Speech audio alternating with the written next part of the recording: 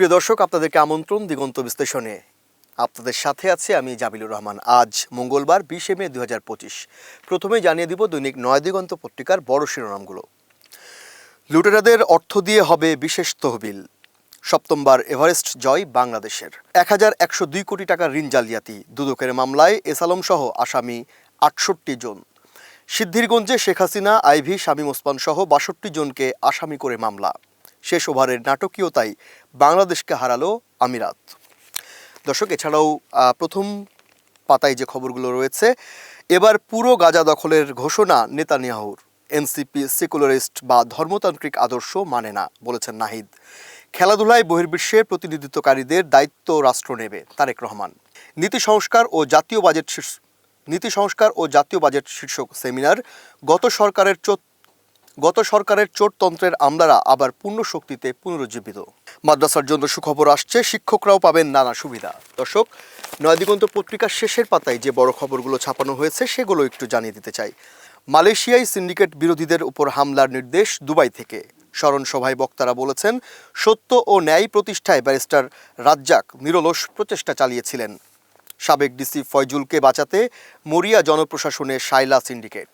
10,500 হয়রানিমূলক রাজনৈতিক মামলা প্রত্যাহারের সিদ্ধান্ত।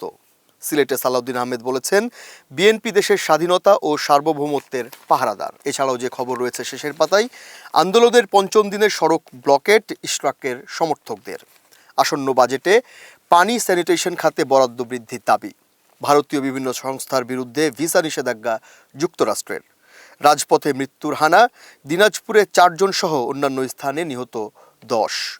পদোন্নতি পেলেন অতিরিক্ত পুলিশ মহাপরিদর্শক মতিউর। হাসপাতালেও চিকিৎসা সহযোগিতা পাননি শহীদ শাহ আলম। দর্শক, এই ছিল নয় দিগন্ত পত্রিকার আজকের বড় শিরোনামগুলো। আজকে আমরা যে বিষয় নিয়ে আলোচনা করব সেটি হচ্ছে লুটেরাদের অর্থ দিয়ে হবে বিশেষ তহবিল। এই বিষয়ে কথা বলতে আমাদের সাথে স্টুডিওতে যোগ দিয়েছেন দৈনিক নয় দিগন্ত পত্রিকার সিটি এডিটর আশরাফুল ইসলাম। আশরাফ ভাই, কেমন আছেন? আলহামদুলিল্লাহ। আশরাফ ভাই, আজকে নয় দিগন্ত পত্রিকার বড় একটি শিরোনাম, লুটেরাদের অর্থ দিয়ে হবে বিশেষ তহবিল। এই বিষয়ে প্রথমে আপনার কাছ থেকে এই নিউজের ব্যাখ্যা জানতে চাই। যেটা হয়েছে, এস আলম সহ গত 15 বছরে যারা ব্যাংক থেকে টাকা নিয়েছে এবং টাকা ফেরত দেয় নাই, তাদের একটা বড় অংশ দেশের বাইরে পাচার হয়েছে বলে বাংলাদেশ ব্যাংক সহ যে সমস্ত সংস্থাগুলো আছে তারা দাবি করছেন। দৃশ্যমান কিছু আলামত আমরা চোখে দেখি, যেটা বাংলাদেশ ব্যাংকের একাধিক তদন্ত রিপোর্টে বের হয়ে এসেছে যে দেশের ব্যাংকিং খাত থেকে কি পরিমাণ টাকা লুট হয়েছে বা ঋণের নামে বের করে নেওয়া হয়েছে। এ পর্যন্ত বাংলাদেশ ব্যাংক যে বিভিন্ন সময় যে রিপোর্ট প্রতিবেদন দাখিল করেছে তাতে দেখা যাচ্ছে 4 লক্ষ কোটি টাকার মতন বাংলাদেশ ব্যাংক থেকে বের করে, মানে দেশের ব্যাংকিং সেক্টর থেকে বের করে নিয়েছে। এখন এই যে টাকাটা বের করে নিয়েছে, এই টাকাটা আর ফেরত দিচ্ছে না। ফলে এই টাকাটা তো আমানতকারীদের টাকা, আমানতকারীরা এখন টাকাগুলো ফেরত পাচ্ছে না। এই গভর্নমেন্ট, অন্তর্বর্তীকালীন সরকার এই টাকা ফেরত আনার জন্য নানান ভাবে চেষ্টা করছে এবং তারা বেশ দেশে থাকা এই সমস্ত লুটেরারদের দেশে যে সমস্ত ব্যাংকের অ্যাকাউন্ট ছিল সেই অ্যাকাউন্টগুলো থেকে কিছু টাকা জব্দ করেছে। কি পরিমাণ টাকা জব্দ করা হয়েছে এই সম্পর্কে কি কোনো তথ্য আছে আপনার কাছে? হ্যাঁ, এই গতকাল বাংলাদেশ ব্যাংকের গভর্নর যে অ্যানাউন্স করেছেন তাতে দেখা গেছে যে 1,30,000 কোটি টাকার মতো টাকা জব্দ করা হয়েছে এবং 42,000 কোটি টাকার মতন শেয়ার জব্দ করা হয়েছে এবং এই টাকা দিয়েই তারা বিশেষ তহবিল গঠন করার যে সংবাদ সম্মেলন হয়েছে আশরাফ ভাই, সেখানে এই টাকাটা কিভাবে বন্টন করা হবে বা এই কাদের মাধ্যমে ভাগ করে দেওয়া হবে সেই বিষয়ে কোনো তথ্য দেওয়া হয়েছে কিনা? দেখুন, টাকাটা দুইভাবে তাদের টাকাটা বাংলাদেশ ব্যাংক এবং অন্যান্য সংস্থাগুলো আলাদা করেছে।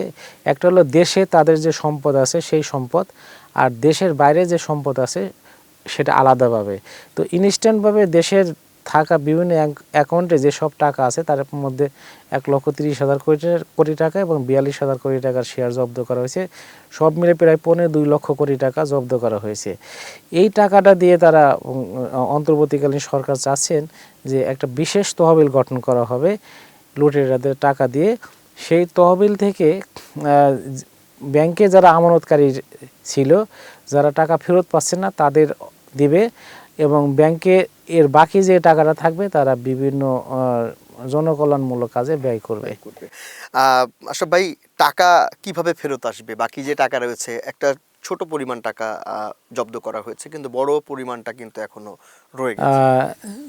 দেখুন, টাকার যদি বলা যায় কত পরিমাণ টাকা পাচার হয়েছে, সিপিডি সেন্ট্রাল ফর পলিসি ওনারা বলছেন, policy dialogue, centre for policy dialogue, ওনারা এর আগে একটা সংবাদ সম্মেলনে বলছিল যে গত 15 বছর প্রায় 28 লক্ষ কোটি টাকা পাচার হয়েছে। তো এই টাকাগুলো কোথায় গেছে এবং কোন কোন দেশে আছে তার ডেস্টিনেশন খোঁজার জন্য বাংলাদেশ ব্যাংকের আর্থিক গোয়েন্দা ইউনিট সহ বিশ্বের বড় বড় গোয়েন্দা সংস্থাগুলো বাংলাদেশ ব্যাংকের আর্থিক গোয়েন্দা ইউনিটের সাথে যুক্ত হয়ে এরা তদন্ত করা হচ্ছে। এবং বাংলাদেশ ব্যাংক বিশেষজ্ঞ একটা টিম গঠন করে ইস্যু করেছে এই টাকাগুলো মানে কোথায় কোথায় আছে এবং কার কার টাকা, সেই টাকাগুলোর মানে মূলত বেনিফিশিয়ারি কারা ছিল এবং বাংলাদেশ থেকে মানে কিভাবে গিয়েছে, কী উপায়ে গেছে এবং সেই টাকাটা কিভাবে ফেরত আনা যায় সে নিয়ে একটা বিশ্লেষণ করা হচ্ছে। তাতে মনে করা হচ্ছে যে প্রায় 4 থেকে 5 বছর সময় লাগতে পারে এই টাকাটা বের করার জন্য। অলরেডি কিছু কিছু শনাক্ত করা গিয়েছে যে কোথায় কোথায় কার কার টাকা আছে, কিছু শনাক্ত করা গিয়েছে। কিন্তু আশরাফ ভাই, যতটুকু খবরে আমরা দেখলাম যে বাংলাদেশের পূর্ব কোনো অভিজ্ঞতা নাই এই সব টাকা উদ্ধারের বিষয়ে।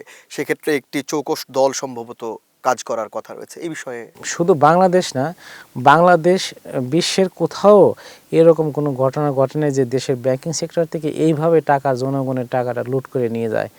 তো এটা বাংলাদেশ ব্যাংকের সাথে অনেক বিদেশি সংস্থাগুলো তারা বাংলাদেশের সাথে যুক্ত হয়ে এই কেসটা উদ্ধার করতে চাচ্ছে, যে তারা এই ঘটনার সাক্ষী হওয়ার জন্য বা এই ঘটনার সাথে তারা সম্পৃক্ত, ঘটনা উদ্ধারের সাথে তাদের সম্পৃক্ত, এই ক্রেডিট নেওয়ার জন্য।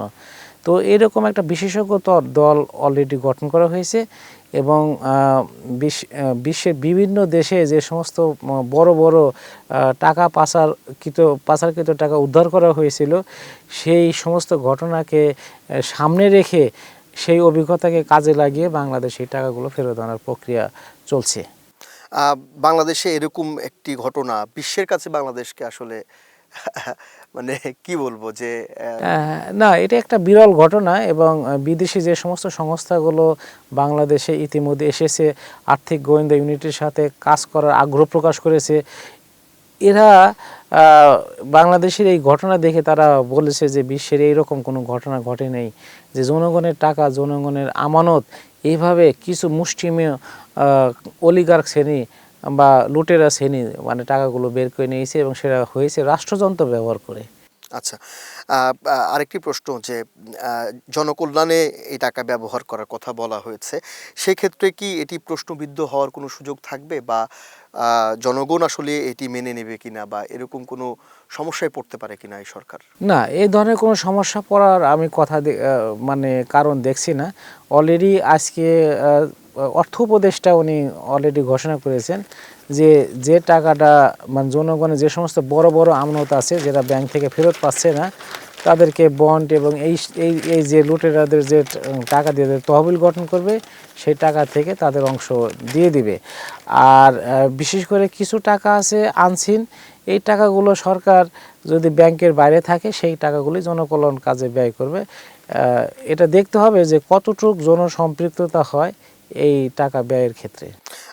আশরাফ ভাই, সম্ভবত যে প্রোগ্রামে আপনারা গিয়েছিলেন, গভর্নর ছিলেন সেখানে, আর কি কোনো তথ্য দর্শকদেরকে আছে দেওয়ার মতো আপনার এই সংবাদ সম্মেলন বা এই নিউজ থেকে? না, এই নিউজ থেকে যেটা দেখা যায় ওনারা বারবার বলছেন যে যারা দেশ থেকে টাকা লুট করেছে তাদেরকে ওনারা শান্তিতে থাকতে দিবেন না, এই কথাটা বারবার ওনারা বলেছেন। এবং টাকা যারাই পাচার করেছে তাদেরকে আইনের আওতায় আনার জন্য প্রক্রিয়া শুরু হয়েছে এবং তাদের দেশে থাকা যে সম্পদ আছে সেই সম্পদ বাজেয়াপ্ত করারও প্রক্রিয়া শুরু হয়েছে। বিশেষ করে অগ্রাধিকার ভিত্তিতে 11টি গ্রুপ, শিল্প গ্রুপ এবং ব্যক্তি এবং তাদের প্রতিষ্ঠানের বিরুদ্ধে অভিযান শুরু হয়েছে এবং তাদের কি পরিমাণ টাকা দেশ থেকে পাচার করা হয়েছে সেই ব্যাপারে বাংলাদেশ ব্যাংকের আর্থিক গোয়েন্দা ইউনিট অলরেডি আইডেন্টিফাই করেছে এবং সেই টাকাটার গন্তব্য কোথায় সেটাও প্রায় অধিকাংশ বের করার মানে গন্তব্য মানে তারা শনাক্ত করতে পেরেছে। যদি বলা যায় যে মানে যুক্তরাজ্য, মালয়েশিয়া, সিঙ্গাপুর, হংকং মানে এবং বেশ কিছু দ্বীপপুঞ্জেও এই টাকাগুলো মানে ডেস্টিনেশন আছে এবং সেই টাকাগুলো ফেরত আনারও কীভাবে ফেরত আনা যায় সেই কারণে বিদেশি যে সমস্ত আইনজীবী আছে সেই ল ফার্ম তারা নিয়োগ করেছে আইনগত প্রক্রিয়া দেখার জন্য। বা শেষ প্রশ্ন যে যেহেতু ফ্যাসিস্ট হাসিনা সরকারের আমলের সিনিয়র যারা নেতৃবৃন্দ ছিল, যারা এই পাচারকৃত অর্থের সাথে জড়িত, তারা তো আসলে কেউই দেশে নেই। তো এরকম কোনো প্রক্রিয়া কি খুব দ্রুত বা তাদেরকে নিয়ে আসার যে জটিলতাগুলো সেইগুলো আসলে কিভাবে মোকাবেলা করবে এই সরকার?